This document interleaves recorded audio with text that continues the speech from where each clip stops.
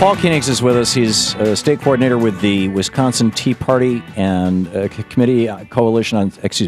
Wisconsin Tea Party Committee Coalition on State Sovereignty. He's the state coordinator with GiveMeLiberty.org. Writes for Realty News Media. Is the author of this piece, What Would Davy Crockett Say?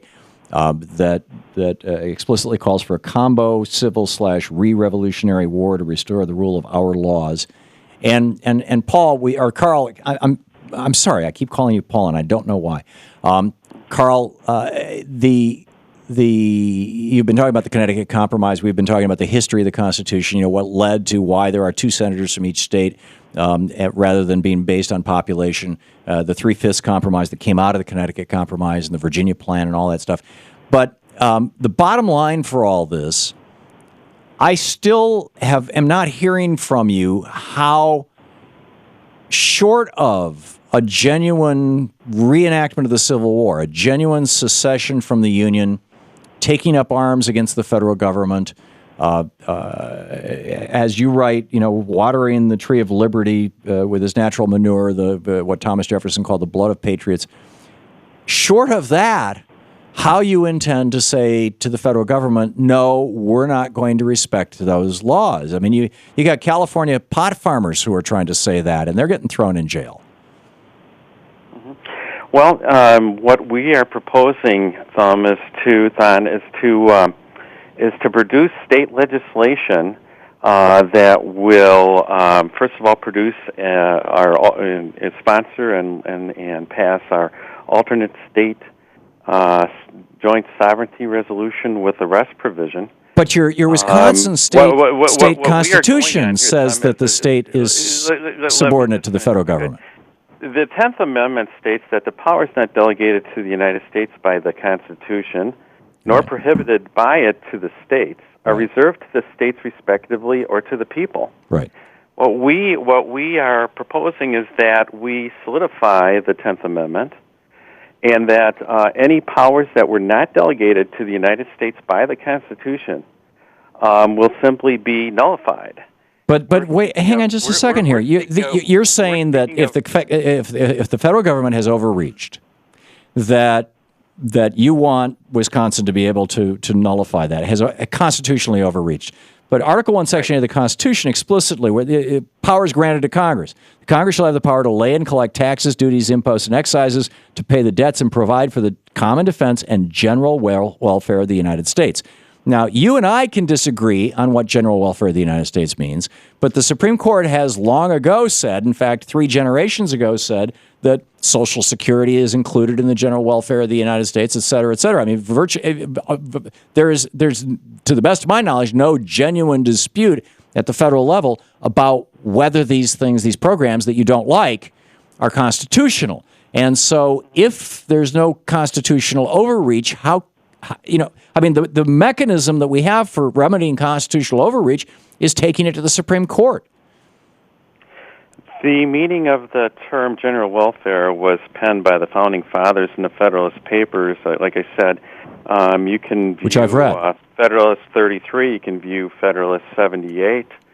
There's a couple other Federalist articles that also pertain to the meaning of some of these terms, general welfare. And Hamilton points out that they wrote it to mean as broad as possible, so as not to constrain future generations. It is in Federalist 78, and I recommend people read it. That they made that general welfare clause as broad as possible, so future Congresses could deal with contingencies. Was the phrase I believe that Hamilton. It's been a while since I read it. If you read that, what it states.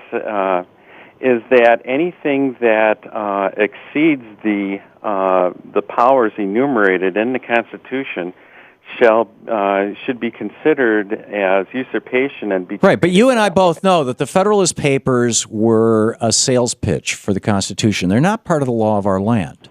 The Constitution is the law of our land. The meaning of the Constitution. And then how do you reconcile that with? I am not saying that the. Certainly not the Warren Commission, most especially, but I am not stating that and I'm not arguing that the Supreme Court has been right in all of its interpretation. You meant the Warren Court. As a matter of fact, the Warren Court certainly had interpreted many things wrong. Sure, Brown v. Board of Education. That was the thing that got Fred Koch's dad all cranked up and got billboards all across the United States that said impeach Earl Warren. Was, how dare he force school segregate or force school desegregation? But still, I'm not trying to play word games here with you, Karl. I'm genuinely trying to understand. If I was a citizen, I live in the District of Columbia, so I don't have a state. But if I lived in the state of Wisconsin, as you do, what mechanism other than pointing to the Federalist Papers or the Connecticut Compromise? I mean, I don't understand how you're going to legally pull this off, and I also don't understand why you would talk about a civil war and revolutionary war and spilling the blood of patriots if you don't actually mean that. I don't get it. Okay, my point to that is in order for, if people start getting charged for the taxes, and I'm talking about the middle class now, that has to be paid to pay for over $16.5 trillion in public. Respectfully, Karl, you're being hysterical about something that there's no reason to be hysterical about. Unfunded liabilities, which they're going to come after us sooner or later. No, they're not. Unless we were willing to be vassalage here in the great United States. Karl, after World War II, we had more debt than we have now. We were at 127% of GDP, our debt, after World War II. We're at in the neighborhood of 100% right now. We spent our way out of it. Eisenhower built a national highway system. You are not including the $122 trillion in unfunded liabilities. If you do away with the cap on Social Security, so people making over $113,000 are paying the same amount, and so Bill Gates pays the same amount of Social Security that you and I do, Karl, Social Security and Medicare are solvent forever.